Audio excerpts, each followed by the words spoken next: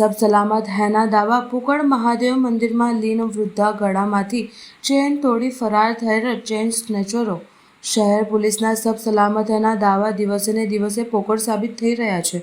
આજે સમી સાંજે સૌરભ પાર્કમાં રહેતા મિશ્રા પરિવારના મકાનમાં બનાવેલ વર્ષો જૂનો કલ્પેશ્વર મહાદેવ મંદિર બેસેલા વૃદ્ધાના ગળામાંથી એક તસ્કર ચેન તોડીને ફરાર થઈ જતા અને સમગ્ર ઘટના સ્થળ ઉપર મૂકવામાં આવેલ સીસીટીવી કેમેરામાં કેદ થયા છે।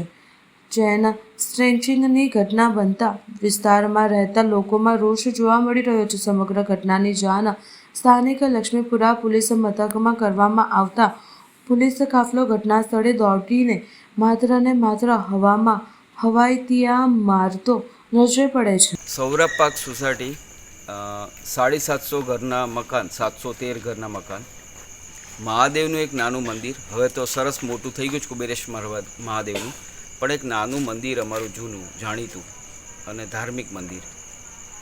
સાંજના 8 વાગ્યાના સુમારોનો સમય અમારા બા વર્ષોથી ત્યાં માળા પૂજા કરે છે અને ખુલ્લેઆમ એક ચેન સ્કેચર ત્યાં ચેન ખેંચીને જતા તમારી પાસે સીસીટીવી ફૂટેજ છે જ, રાઈટ। તમારા માધ્યમથી એક જ વસ્તુ કહેવા માગું છું, આટલી મોટી સોસાયટીમાં જો આવી વસ્તુ થઈ શકતી હોય તો નાના સ્તર રોડે બધું થઈ શકે। આ તો ઠીક છે, કુદરતની કૃપાથી ખાલી 1.25 તોલા કે 2 તોલાનો ચેન જેવો બાને કંઈક થયું હોત તો જવાબદાર કોણ? પોલીસ કોઈ કાર્યવાહી? પોલીસ આવી ગયા, એમણે એમની જવાબદારી નિભાવી જ છે, ના નથી પાડતા, પણ સીસીટીવી ફૂટેજ જે અહીંયા છે સોસાયટીમાં જેટલા છે બંધ છે હાલમાં। અમારો સવાલ એ પણ છે કે સીસીટીવી ફૂટેજ બંધ છે એનો હિસાબ અમે લોકો સોસાયટી પાસે માંગશું આજે ને કાલે, પણ આ વસ્તુ થોડી વિચારવા જેવી છે કે તમે ધ્યાન રાખજો, અમે ધ્યાન રાખશું। કેટલા ચેન